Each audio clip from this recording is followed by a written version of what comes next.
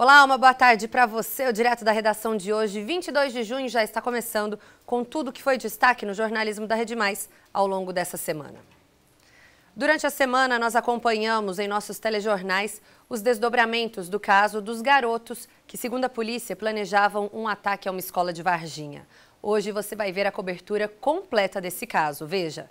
Esse homem, que preferiu não se identificar, ficou preocupado com a notícia de que 3 adolescentes de 15 anos estariam planejando um ataque a escolas e prédios públicos em Varginha. Eu estava em casa, começou, chegou num grupo, chegou no outro, e começou todo mundo falando, todo mundo apavorado, sem saber o que fazer. A filha de 11 anos estuda no Colégio Marista e o filho de 16 no Colégio Batista. 2 escolas que supostamente seriam os alvos dos ataques. Ele conta que os filhos estão com medo. A minha filha começou a chorar, ela tem 11 anos, então ela ficou com muito medo. Além dele, outros pais também ficaram assustados com a notícia. Em um aplicativo de troca de mensagens, um grupo foi criado para compartilhar as informações. Em uma mensagem, uma mãe diz, abre aspas, infelizmente minha filha está assustada demais. Eu entendo a cabecinha dela. Tivemos que acalmar ela, fecha aspas. Uma outra mãe escreveu, abre aspas, o coração dói de pensar o que passa na cabeça desses jovens para chegar a esse ponto, fecha aspas. Nesta outra publicação, um representante de uma das escolas pede para que os pais tenham cautela e que hajam sem pânico para não assustar as crianças. Nós conversamos com a coordenadora pedagógica do Colégio Batista, que falou sobre a repercussão do possível ataque. No primeiro momento, nós analisamos o caso, recebemos o contato de muitos familiares preocupados e aí nós sentamos como equipe para decidir qual seria a melhor atitude a ser tomada. A notícia se espalhou rapidamente. Pelas ruas de Varginha, muitas pessoas também estavam assustadas com o possível atentado às escolas. Assusta muito, né? Fica preocupada? Muito preocupada.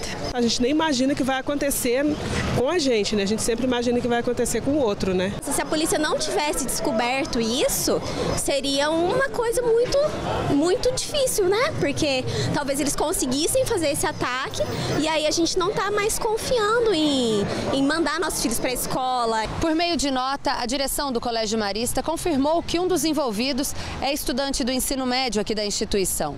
A nota diz ainda que a escola está colaborando com as investigações e que vai avaliar quais as medidas serão tomadas em relação ao ocorrido. O perfil do estudante em uma rede social está sendo analisado pela Polícia Civil. Segundo o delegado regional, assim que a polícia teve conhecimento do caso, uma equipe foi até a casa de cada adolescente. Dos 3 suspeitos, 2 foram levados para a delegacia para prestar esclarecimentos, acompanhados dos pais. O Ministério Público acompanhou o depoimento desses 2 garotos. O outro envolvido não foi encontrado. Surgiram várias informações de que eles estariam postando nos stories de redes sociais e do WhatsApp fotos e mensagens estimulando e meio que planejando uma tentativa de ataque em Varginha. A partir dessas informações, nós buscamos identificá-los. Nas casas dos suspeitos foram encontradas 2 bombas caseiras, já prontas para serem acionadas, além de produtos para a fabricação dos explosivos, uma arma de fogo falsa e munição calibre 22. Também foram apreendidas roupas que seriam usadas durante o ataque, como calças, blusas, máscaras, luvas e toucas. Uma foto que circula nas redes sociais mostra um jovem mascarado que supostamente seria um dos envolvidos. Tudo sugerindo uma preparação para a prática de uma ação. O delegado disse ainda que durante o depoimento eles assumiram o planejamento do atentado e deram detalhes de como iam agir. Eles disseram que contratariam um Uber para levá-los até o local de destino e aí eles tirariam vida de pessoas, fariam a deflagração dos explosivos e depois atentariam contra a própria vida. Por precaução, eventos que aconteceriam durante o fim de semana nas 2 escolas foram cancelados. No sábado, haveria uma festa junina no Colégio Marista. O cancelamento foi feito por meio de um comunicado divulgado pela direção da escola. Já o Colégio Batista cancelou apresentações de alunos do 6º ao 9º ano do ensino fundamental. Um espetáculo de dança também foi adiado. Como nós não lidamos com produtos, com mercadorias, mas sim com vidas, nós achamos que nós seríamos, no mínimo, imprudentes ou negligentes se nós mantivéssemos o evento, porque o evento é uma atividade atípica da escola, onde os portões ficam abertos, as pessoas têm livre acesso, então o controle de segurança, ele é um pouco dificultado. Pelas redes sociais, os pais tentaram alertar sobre a importância de monitorar o comportamento dos filhos. Essa mãe diz que os pais precisam olhar o quarto e os pertences das crianças. Essa outra diz que é preciso fazer de tudo para a criação dos filhos, inclusive orar. Já o pai, que não quis se identificar, disse que é preciso ficar de olho no que os filhos pesquisam na internet. Minha casa, a gente não tem segredo de senha de celular. Então, se eu quero dar uma olhadinha, eu olho. Se meu filho quer olhar uma coisa no meu celular, ele pode olhar. A população tem papel fundamental no trabalho preventivo da polícia. Nós temos recebido muitas denúncias. Essas denúncias têm levado à prisão de várias pessoas que cometem crimes. Há uma interação e um canal de comunicação muito próximo. A população faz parte disso. Se não fosse as denúncias recebidas, talvez não tivéssemos conhecimento desses fatos. Até porque os pais, dentro de casa, não tinham conhecimento de que seus filhos estavam com esse planejamento. Os 2 adolescentes não possuem registro policial. Eles foram ouvidos e liberados. Nesse caso específico, está sob investigação. Não apontaram nenhuma motivação em decorrência de bullying, né? Apresentaram, na verdade, como motivação terem presenciado, assistido isso em outros locais e eles repetiriam essa prática aqui. Agora, os pais esperam que nenhum mal aconteça com as crianças. Eu creio que alguma coisa tem que ser estudado de forma que proteja os profissionais da escola, os alunos e os familiares. E eles continuarão sendo monitorados, estão sob a guarda e responsabilidade dos pais, né? São jovens menores de idade, e estaremos acompanhando, junto com equipes de investigação, cada passo desses jovens para tentar, de alguma forma, ajudá-los a desestimular de uma empreitada como esta.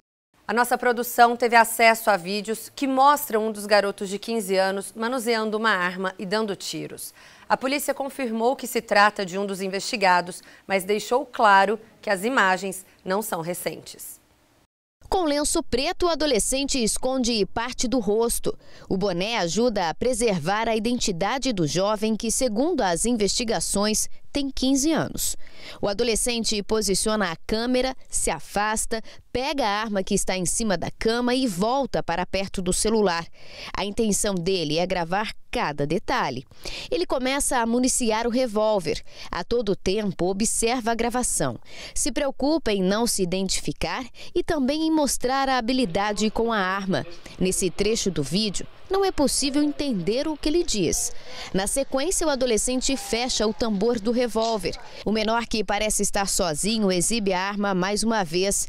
Ele engatilha, se aproxima do muro e atira. Ele faz mais um disparo. Na sequência, chega perto do muro para ver onde acertou os tiros. Nesse outro vídeo, o mesmo adolescente aparece com a mesma arma, só que agora ele não está sozinho. O adolescente também não esconde o rosto. Ele atira mais uma vez em direção de um muro. Quem está filmando se afasta. Nesse momento, é possível ver uma moto. Ao fundo, mais um disparo. Desse jeito não é fácil, tá ligado? Além do revólver, o menor também exibe uma espingarda. A foto foi tirada no mesmo quarto. A polícia ainda não sabe onde os vídeos foram feitos e nem quem estaria com o adolescente em um deles. Mas não tem dúvidas de que as armas e as munições são reais.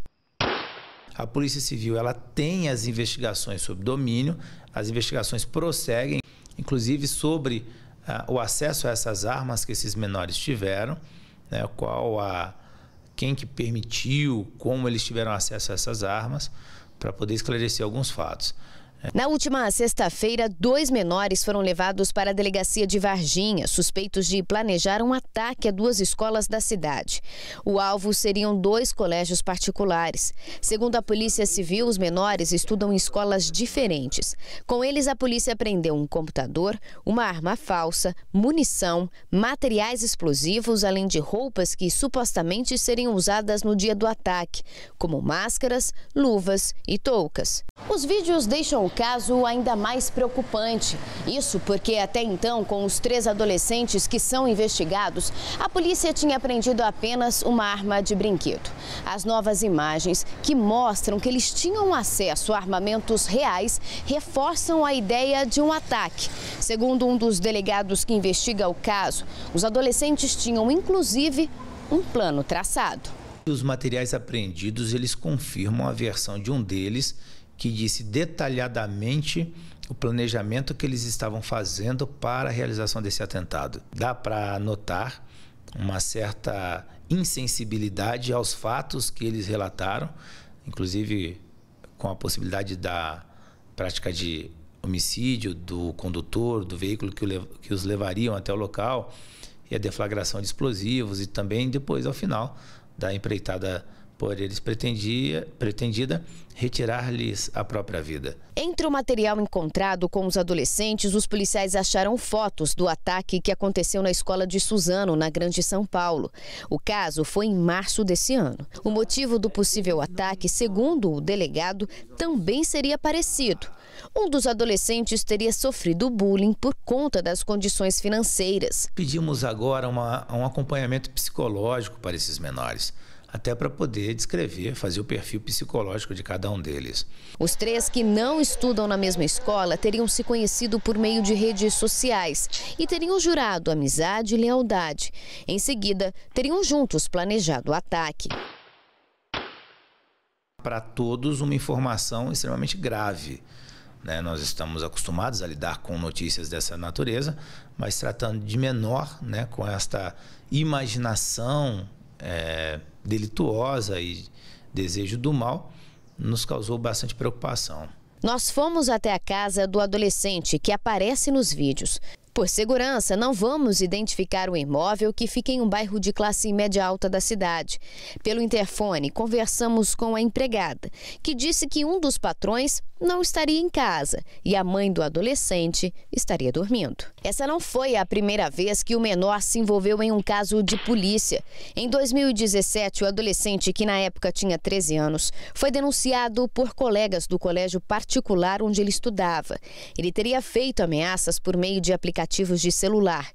O menor dizia que iria fazer um massacre. Questionados, os pais disseram que seria apenas uma brincadeira do filho, mas a polícia foi até a casa do adolescente e encontraram na mochila dele uma machadinha, um estojo de munição .50, uma arma de airsoft e um canivete. Segundo o boletim de ocorrência, os pais teriam ficado surpresos com os objetos encontrados na bolsa escolar do filho. Relataram ainda que o adolescente estaria fazendo acompanhamento psicológico. Quanto à segurança dos estudantes da cidade, o delegado afirma que não existe motivo para pânico. Segundo ele, junto com as investigações, também estão sendo tomadas medidas preventivas. Nós estamos proferindo palestras nas escolas. Nós fizemos inicialmente uma reunião com a secretária de Educação, superintendente estadual de Educação, apresentamos o projeto, fizemos reuniões com as diretoras e inspetoras escolares, apresentando o projeto sobre 5 temas de interesse que poderiam ser tratados, tanto com os alunos como com os pais dos alunos. E este ano e no ano passado já realizamos várias palestras tratando de bullying, cyberbullying, nudes, ameaça, violência doméstica. Então são temas correlacionados à sociedade que a gente busca, através da educação, criar um material preventivo para que essas crianças se formem de forma adequada a não praticar esses crimes. Os 3 menores investigados podem responder por ato infracional. Até o final das investigações, eles podem ser apreendidos. E aí se recolherem a uma entidade, a uma instituição responsável pela guarda e proteção desses menores. Eles podem também a decisão do juiz, no sentido de que eles fiquem acautelados com os pais, E aí o acompanhamento e responsabilidade por todos os atos passa a ser dos pais. São essas possibilidades que nós temos legais. As pessoas podem ficar tranquilas porque nós estamos trabalhando com muito afinco e dedicando quase que exclusivamente para a solução deste problema o quanto antes. Então não há nenhum pânico que possa ser gerado em razão dessas imagens que não são recentes, né? São imagens que não são recentes, então não há por que ter este pânico.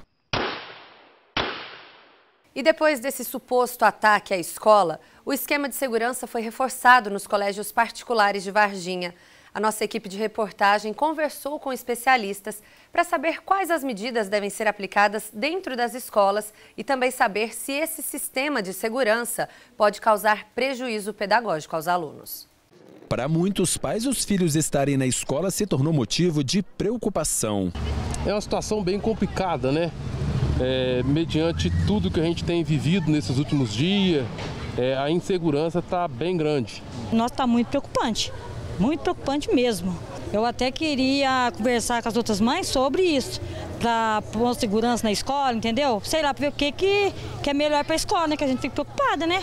A Lívia, estudante de 15 anos, concorda que as escolas devem reforçar a segurança. São muito importantes até para manter a segurança não só dos alunos, mas sim de todos. Dos seguranças, dos porteiros, dos professores, da direção, da coordenação. E foi exatamente isso que alguns colégios particulares em Varginha fizeram.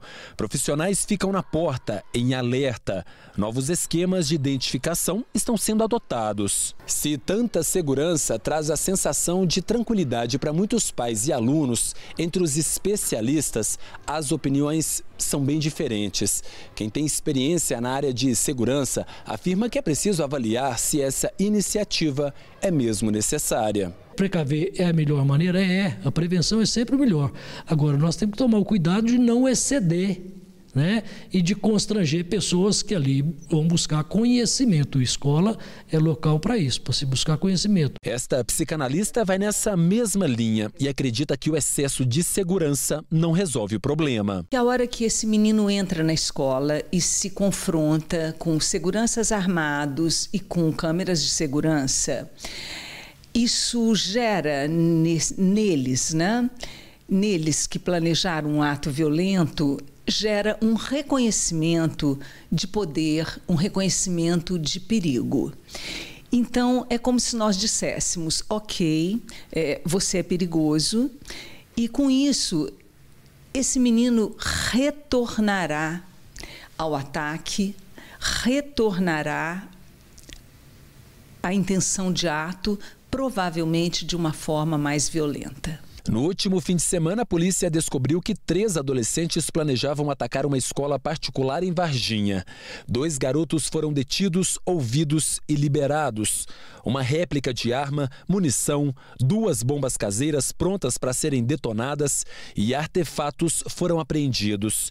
2 escolas, aliás, cancelaram festas que seriam realizadas no sábado e no domingo. Porque cancelar a festa é uma expressão de medo. E quando eu digo para o outro que eu tenho medo, eu estou dizendo para ele que ele é mais perigoso, talvez, do que ele imagine ser. Ainda de acordo com a especialista em segurança, não existe uma lei específica que regulamente a vigia nas escolas. As instituições poderiam, inclusive, contratar escolta armada. Hoje, não é proibida essas atividades. Pode ter segurança patrimonial, pode ter vigilantes, né, presença humana, pode ter vigilância eletrônica, não tem problema algum. Apesar do pânico causado pelo compartilhamento da notícia do suposto atentado, o reforço na segurança no ambiente escolar divide opiniões. É bom, já que a gente tem um pouco de medo de vir para a escola depois dos negócios que aconteceram, né? Aí a gente fica com medo, aí eu acho bom isso. Acho bom para proteger os alunos, para manter a segurança deles. Tudo é válido, todo tipo de precaução é válido.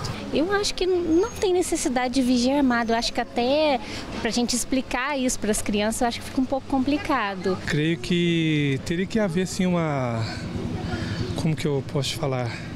Um segurança, mas não armado, alguém só apenas para poder olhar as crianças que saem, as crianças que entram, como o funcionário que tem aqui da escola, né, já seria, acho que, suficiente. Para este professor e pai de aluno, uma boa conversa pode ser um aliado importante. Hoje parece que as pessoas dão mais atenção ao celular, à televisão, ao mundo externo do que à família. Então a gente pede, né, como professor, aos pais, conversar mais, participar, estar junto nos eventos, todos os eventos, sair junto à família, ir na escola, nos eventos da escola, para estar mais integrado, para poder... eu sei que é difícil às vezes, né, porque é muito de cada um, mas poder às vezes prever uma situação dessa no seu filho, que às vezes pode estar com uma depressão ou com algum problema. Agora a gente muda um pouquinho de assunto e olha só esse fato que aconteceu em Montes Claros. Um idoso de 69 anos caiu no golpe conhecido como Boa Noite Cinderela. Mas no caso dele, se tornou Boa Noite Vovô. O repórter Rafael Bicalho vai contar melhor essa história. Estas fotos que foram tiradas de câmeras de segurança mostram o momento em que a suspeita está com José Rodrigues Costa, de 69 anos, na lanchonete em Montes Claros. O idoso nem desconfia que estaria caindo em um golpe. Eles comem os salgados e a mulher está sorridente. O fato aconteceu no fim da tarde do último dia 11, mas as imagens só foram divulgadas agora. O seu José estava passando nessa rua aqui no bairro Delfino Magalhães quando conheceu esta senhora. Com pouca conversa, ela convenceu o seu José dos dois irem até um bar tomarem um refrigerante a 2 quarteirões daqui. Bom, eles vieram para esta lanchonete, os dois comeram um salgadinho aqui neste local. Peguei, pagou refrigerante para ela, uma coca desse tamanho assim, daquelas de tamanho assim. Aí eu peguei e paguei para ela. Nós tomamos essa coca lá em Beto, onde é que eu jogo um truquinho lá, que eu falei com você.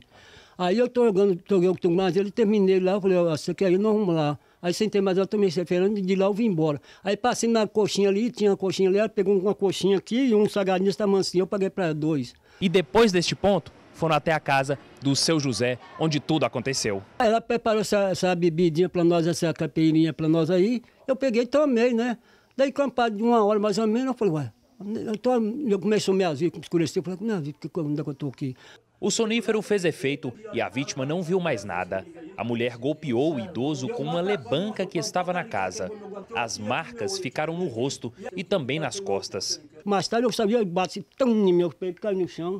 Caiu no chão, fiquei desacordado. Quando o seu José acordou, a mulher não estava mais na casa. Na sequência, ele deu falta de roupas, perfumes, documentos e cartões. Levou para mim uma blusa minha, levou 3 forros de cama, levou meu celular, levou sem conto que eu estava dentro do guarda-roupa lá meu, sem conto do guarda-roupa meu, levou tudo isso de aí. Quando eu levantei de manhã cedo com o cacete de negócio, não estava mais. Falei, ô, desgramado, levou meu dinheiro tudo, como é que eu vou fazer, meu? O prejuízo foi ainda maior porque um cartão de um banco estava com a senha anotada. E essa senhora agiu rápido, pegou os cartões do seu José e fez diversas compras aqui em Montes Claros. Foi na farmácia, comprou também aqui, olha, perfumes e ainda fez uma feira de quase R$700. Tem aqui sabão em pó, macarrão, papel higiênico. Parece que ela ia fazer um churrasco. Tem aqui, olha, frango, linguiça e até picanha que o seu José nunca tinha comprado, né, seu José? Como é que é isso? Tinha comprado essa picanha, você disse que era uma carne, mas nunca comprei, nunca vi ela na minha vida. Nunca comi na minha vida picanha, nunca comi, nem sei o que é picanha. Não sei o que é isso aí. O fato revoltou os familiares do aposentado, que estava juntando as economias para a reforma na casa. Com as imagens da lanchonete e outras informações, foram atrás da mulher para cobrar satisfação. Todos os sobrinhos de Tizé, na verdade, que todos nós somos sobrinhos dele. Todos. Acho que a gente dá uns 10, né, Tina? Foi todos os sobrinhos. Descobriu onde que ela morava e fomos lá. E lá chamamos a polícia. O que ela alegou? Desconversou e colocou a faca no pescoço e falou que ia suicidar. E foi isso. A polícia compareceu no local, mas não pôde fazer nada. Não, eles falaram que já não era mais no flagrante, né, que não podia fazer nada. A Polícia Civil investiga o caso e se a mulher já aplicou outros golpes parecidos em Montes Claros. O seu José garante que agora está mais atento com as novas amizades. Ele espera por justiça e pela prisão da suspeita. É pegar ela, botar ela para trabalhar de dia, de noite na cadeia, para pagar o meu que ela já fez comigo. Porque eu não faço nada com ninguém, graças a Deus. Sou um cara direito, trabalhador, morei na roça, 20 anos na roça, sofri. Já comi o pão de diabo amassou, você entendeu? Comi o pão de amassou.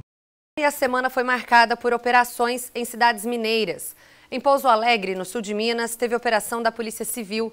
7 pessoas foram presas, sendo 6 homens e uma mulher. Todos são suspeitos de envolvimento com o tráfico de drogas. Cerca de 30 policiais participaram da operação. Os mandados de prisão e de busca e apreensão foram cumpridos em 5 bairros de Pouso Alegre, no sul de Minas. Nesta casa, no Jardim Noronha, um dos suspeitos foi preso. Nesta outra casa, no Recanto dos Fernandes, mais um suspeito foi encontrado. No total, foram 7 prisões, 6 homens e uma mulher. Além dos presos, os policiais também encontraram drogas e dinheiro. Quase 6 quilos de maconha e cerca de R$5 mil foram apreendidos. O objetivo da operação, que foi batizada de São João Liberty City, é a repressão contra o tráfico de drogas. De acordo com a polícia, o nome é em referência ao bairro onde a droga era distribuída. Eles atuavam na região do bairro São João, né? Não apenas no bairro São João, mas nos bairros próximos ali. Mas seu campo de atuação era o bairro São João. Se usavam muito de aplicativos de celulares, né? Motocicletas para facilitar o transporte das drogas, né? A chegada da droga no bairro era através de veículo automotor, né? De carro, e não apenas e a sua distribuição aos alvos, aos usuários se davam de motocicleta. E essas atuações, elas hoje dificultam um pouco o trabalho da Polícia Civil, né? As investigações tiveram início no ano passado, com a prisão de um dos traficantes. Com a prisão do indivíduo cujo primeiro nome é Lucas, né? E através da prisão dele em flagrante, iniciou toda essa investigação que hoje culminou na apreensão aí de uma quantia considerável de dinheiro, além de maconha. Segundo o delegado, as prisões, além de inibir o tráfico de drogas, também vai contribuir na prevenção de outros crimes. Com certeza, com muito trabalho, né, a gente conseguiu aí a prisão desses indivíduos e tirar esses elementos da rua, trazendo um pouco mais de tranquilidade aí para a sociedade de Pouso Alegre. E 8 pessoas foram presas na terceira fase da Operação Cabala. A Polícia Civil cumpriu mandados de prisão e de busca e apreensão em Poços de Caldas e Andradas, no sul de Minas, e em São João da Boa Vista, no interior de São Paulo. Entre os presos está Guilherme Alves Figueiredo Girardelli, de 32 anos, suspeito de comandar o tráfico de drogas em uma universidade particular em Poços de Caldas. Na casa dele, a polícia apreendeu uma balança. Outro preso foi o químico Muriel Rodrigues Marim Fernandes, de 28 anos, que foi detido no interior de São Paulo. Ele é suspeito de extrair uma substância alucinógena de uma planta, conhecida como jurema preta, e processar drogas sintéticas. Além dos presos, um homem que estava foragido se apresentou na delegacia de Andradas. Segundo a polícia, nesta terceira fase, os presos não têm antecedentes criminais e são de classe média. Desde a primeira fase da Operação Cabala, deflagrada no dia 21 de maio, 24 pessoas foram detidas e 3 ainda estão foragidas. Na época, um engenheiro civil de 27 anos, considerado um dos maiores traficantes de drogas sintéticas de Poços de Caldas, foi preso. E em Varginha, 11 pessoas foram presas em uma operação da Polícia Civil e do Ministério Público. Os detidos estariam vendendo drogas no bairro Barcelona. E olha só esse detalhe, todos são da mesma família. O dia estava amanhecendo quando os policiais deixaram o quartel e foram para os alvos da operação. Foram cumpridos 12 mandados de busca e apreensão e 11 de prisão em Varginha. Um helicóptero da PM foi usado na ação. 3 mandados de prisão foram cumpridos dentro do presídio de Varginha. Segundo a polícia, todos os presos têm envolvimento com o tráfico de drogas. Em torno de 100 policiais, dividido em 25 viaturas, né, tivemos o apoio aéreo do Comando de Aviação do Estado, através da 6ª Companhia Brave, né, localizado na cidade de Poços de Caldas, que acompanhou e deu cobertura aérea em toda a operação, né, de suma importância para ter uma visão de todo o ambiente, né, onde foi desencadeado nas proximidades do bairro Barcelona e adjacentes. A operação recebeu o nome de Em Família, justamente porque todos os membros desta quadrilha têm algum grau de parentesco. As investigações duraram 1 ano e foram feitas pelo Ministério Público com apoio da Polícia Militar. Entre pai, filhos, nora, né, esposas. Então, teve essa denominação entre família. Além disso, celulares e dinheiro foram apreendidos. De acordo com a polícia, o chefe da quadrilha, José Elias, e o filho dele foram presos no ano passado. Depois disso, a mulher e os outros filhos assumiram o comando do tráfico. Ainda de acordo com a PM, a quadrilha atuava no bairro Barcelona há muitos anos. Controlava um tráfico, a venda ali naquela localidade, né, e já vinha há bastante tempo aí tirando o sossego da comunidade ordeira daquela região. Toda a família vai se reencontrar novamente, desta vez no presídio de Varginha. Todos os detidos na operação ficarão presos preventivamente por 30 dias. Foi desestabilizado a quadrilha, né? Foram um ano aí de levantamento, então as provas estão bem contundentes, bem amarradas.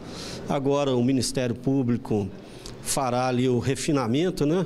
Fará o ajuste fino para oferecer a devida denúncia.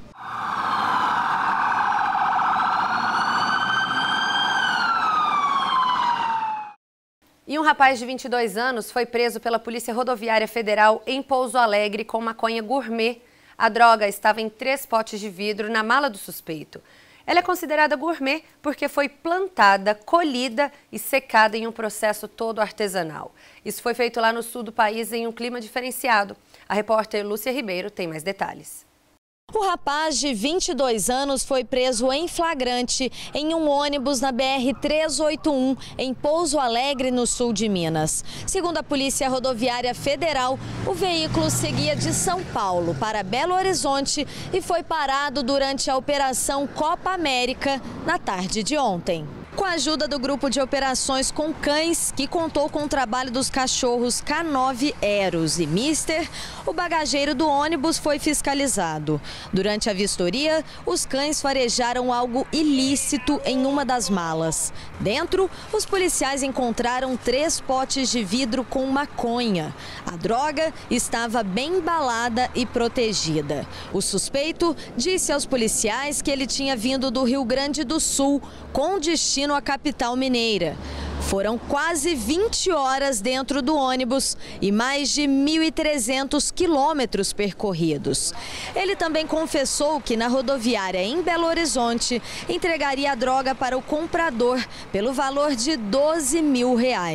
O preço da droga assusta, mas segundo a polícia, a maconha seria considerada gourmet, já que ela foi plantada, colhida e secada artesanalmente pelo suspeito. Ao todo, o rapaz transportava 1,9 kg de maconha.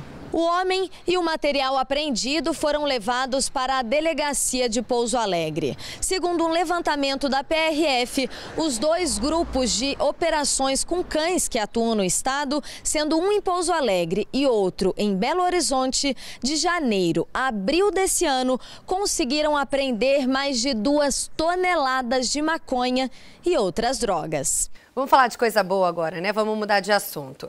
Eu vou te mostrar uma creche municipal bem diferente. Uma fazendinha foi montada no local que fica em Poços de Caldas. Lá tem coelho, galinha, ganso, porquinho da Índia e peixes. A iniciativa é uma parceria entre um supermercado e a prefeitura. Além de ensinar as crianças a respeitar os animais, todo o conhecimento é levado para dentro da sala de aula. Um espaço dedicado aos animais. Tem galinha, coelho, porquinho da Índia e peixes. O Davi, do jeito dele, já elegeu o animal que mais gosta. Eu gostei da galinha da argola. Galinha de quê? Da argola. Ah, você gostou da galinha da argola? Sim. A Luara gosta mesmo do coelho. Ela tem um motivo justo para isso. Ele dá ovo de Páscoa. A fazendinha foi feita em um espaço que não era usado no Centro de Educação Infantil Sebastião Martins, em Poços de Caldas. No local estudam cerca de 80 alunos de 4 e 5 anos. Eles são responsáveis pelos cuidados com os animais. Vai que galinha. Galinha. Reunimos com os professores, a gente falou, o ideal seria uma fazendinha, uma horta, porque as crianças aprendem a respeitar os animais, porque tudo começa pelo respeito, né, dos animais, da natureza, e uma escola viva, porque as crianças aprendem fazendo, né? tendo contato com os animais. Então essa foi a nossa ideia, de estar trazendo para as crianças o respeito pela natureza e principalmente pelos animais. A fazendinha ficou pronta em 1 mês e foi feita por meio de uma parceria entre o supermercado do bairro e a prefeitura. Vamos conversando, foi bolando as ideias, foi surgindo e fomos desenvolvendo o projeto e colocamos em prática. A partir do momento que você coloca em prática, o negócio cresce e desenvolve. Essas parcerias, na verdade, são fundamentais. O setor público cada vez precisa mais da participação da iniciativa privada para ajudar a governar, a cuidar da cidade. Além de ensinar as crianças sobre o respeito pelos animais, a Fazendinha tem uma missão muito importante: fazer com que todo esse aprendizado seja levado para a sala de aula. Na classe da tia Meire, como é chamada, os ovos que as galinhas da Fazendinha botam são usados para ensinar matemática. Bota 2, bota 3, bota 4, bota 5. E não acaba por aí. Escolher o nome do casal de coelhos também ensinou as crianças um pouco mais sobre os números. Isso porque foi preciso fazer a contagem de votos para a eleição dos nomes Juca e Frozen. Trabalhamos a contagem, a classificação dos animais, nós trabalhamos com gráfico, a gente faz votação para escolher os nomes, e o envolvimento das crianças é muito grande. Então, assim, eles ficam super empenhados em contar, quantificar, são várias coisas que a gente pode trabalhar, a quantidade, quantos animais tem, quantos chegaram. E tem mais, eles desenham os bichos e assim desenvolvem a parte artística. Até texto coletivo sobre o dia na Fazendinha é feito. O contato com a escrita é muito importante, né? A gente, na educação infantil, a gente não cobra isso das crianças, que eles escrevam, mas eles têm que ter o contato com essa linguagem escrita. A gente explora muito a linguagem oral e também os registros, a leitura de texto que envolve os animais. E para cuidar bem dos bichinhos é preciso conhecer mais sobre eles. Nesta aula, a estrela foi o coelho. O José Ricardo ficou tão empolgado com o que aprendeu que quase não conseguiu falar. O coelho, ele come ração. O que mais?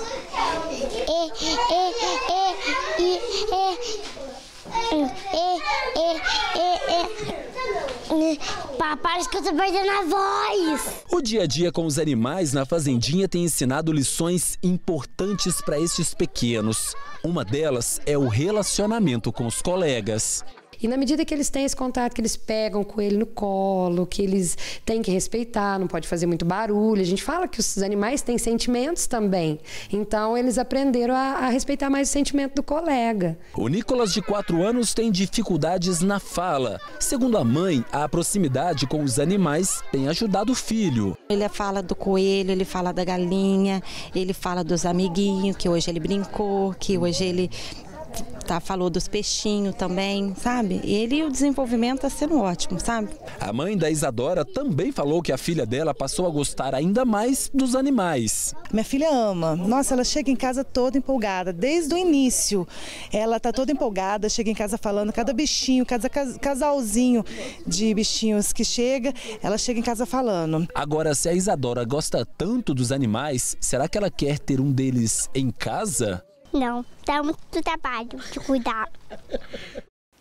Muito legal essa iniciativa. Bom, e agora é a hora de saber tudo que nós temos de bom para fazer no fim de semana no sul e no norte do estado e também na Zona da Mata. Na Zona da Mata, em Divinésia, hoje e amanhã tem a 23ª Expo Agro, no Parque de Exposições da cidade. Neste sábado, o cantor Jefferson Moraes agita a galera a partir das 9 da noite. Meu novo endereço é na calçada, é a companhia, é um cachorro vira-lata, enquanto eu viro lata. Amanhã, muito reggae, samba e rock vão rolar a partir da 1 da tarde. Em Juiz de Fora, neste fim de semana, tem o 16º Torneio Leiteiro e mostra de bezerras de Penido. Artistas da região animam a galera com muito forró e sertanejo. Neste sábado, os artistas sobem ao palco a partir das 10 da noite. Amanhã, o show começa mais cedo, às 5 da tarde. Amanhã, em Juiz de Fora, tem a primeira feijoada solidária no Privilégio. Quem anima a da galera é o grupo Glicose, com muito samba e pagode. A festa começa a partir do meio-dia. No sul de Minas, hoje em São Tomé das Letras, tem a primeira festa junina do STL Valley. O cantor Zé Ramalho e o grupo Rastapé animam o público. Os portões abrem às 7 da noite.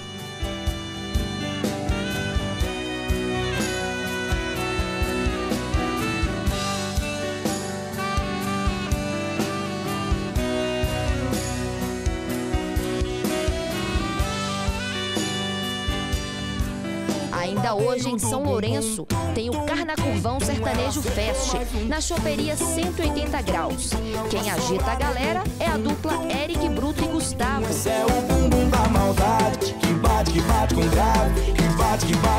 E o DJ Man. No norte de Minas, hoje em Montes Claros, tem Arraiá Eletrônico, na Bullpub. DJs animam a festa a partir das 10 da noite. Amanhã, em Ubaí, tem a festa junina no Tom Bar. Muito forró vai rolar com os garotões da pisadinha a partir das 7 da noite. Tem muita coisa legal para se fazer no fim de semana. O Direto da Redação fica por aqui, mas eu te encontro no sábado que vem. Tchau, tchau!